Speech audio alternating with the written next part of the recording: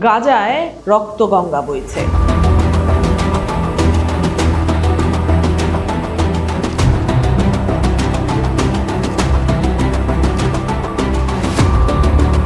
আর ওদিকে আরব বিশ্বের অন্দরমহলে চলছে এক অদ্ভুত ধোঁয়াশাপূর্ণ সমীকরণ।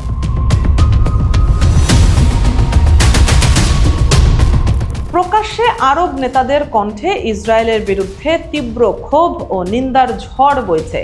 মনে হচ্ছে এই বুঝি কোনো বড় পরিবর্তন আসতে চলেছে। কিন্তু পর্দার আড়ালে এই নিন্দার ভাষা আর বাস্তবতার চিত্র যেন সম্পূর্ণ বিপরীত এক মেরুতে অবস্থান করছে। যেসব আরব দেশ অনেক আগেই ইসরায়েলের সঙ্গে স্বাভাবিক কূটনৈতিক সম্পর্ক স্থাপন করেছে, তারা যেন এখনো সেই পুরনো পথেই হাঁটছে।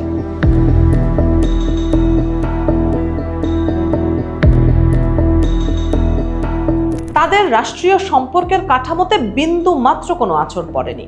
যদিও মুখে তারা সবসময় ফিলিস্তিন ইস্যুকে আরব বিশ্বের প্রাণকেন্দ্র বলে দাবি করে। ইউরোপের অনেক দেশ যেখানে মানবাধিকারের খাতিরে ইসরায়েলের ওপর অস্ত্র রপ্তানির লাগাম টেনে ধরছে, সেখানে আরব দেশগুলো কেন নীরব?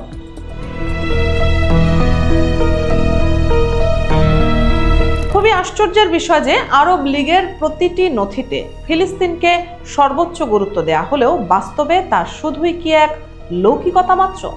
গাজার এই ভয়াবহ সংকটে সাধারণ মানুষের হৃদয়ে যখন ক্ষোভের দাবানল জ্বলছে, তখন রাষ্ট্রগুলোর নীতি যেন এক শীতল পাথরে পরিণত হয়েছে।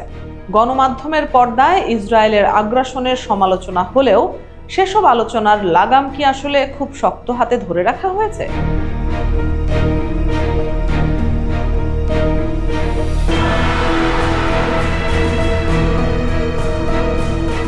তুরস্ক বা জর্ডান ভিত্তিক চ্যানেলগুলোতেও ফিলিস্তিন ইস্যুতে গভীর আলোচনার পথ কেন রুদ্ধ হয়ে যাচ্ছে, সেই প্রশ্ন আজ বড় হয়ে দেখা দিয়েছে।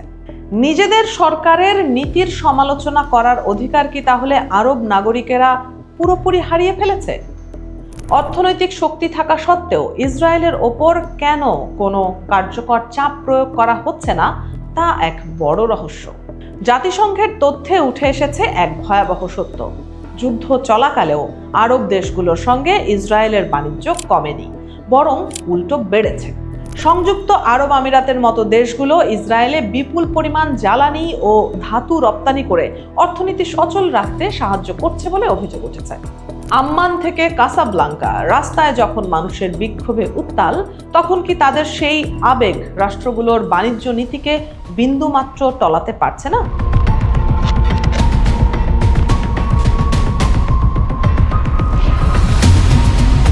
আধুনিক প্রযুক্তি আর কঠোর নজরদারি ব্যবস্থায় আজ আরব সরকারগুলো জনমতের ওপর এক শক্তিশালী নিয়ন্ত্রণ কায়েম করেছে।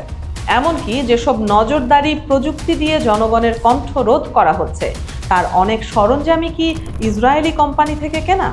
মিশর কিংবা জর্ডানের রাস্তায় যে সীমিত বিক্ষোভের অনুমতি মেলে, তা কি কেবল মানুষের ক্ষোভের বাষ্প বের করে দেওয়ার এক পরিকল্পিত কৌশল?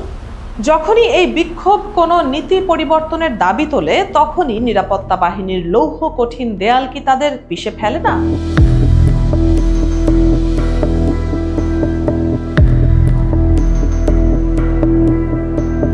আরব লীগের কঠোর সব বিবৃতি কি তাহলে শুধুই কাগজের পাতায় সীমাবদ্ধ, যা সংগঠনটির চরম অসহায়ত্বকেই তুলে ধরে?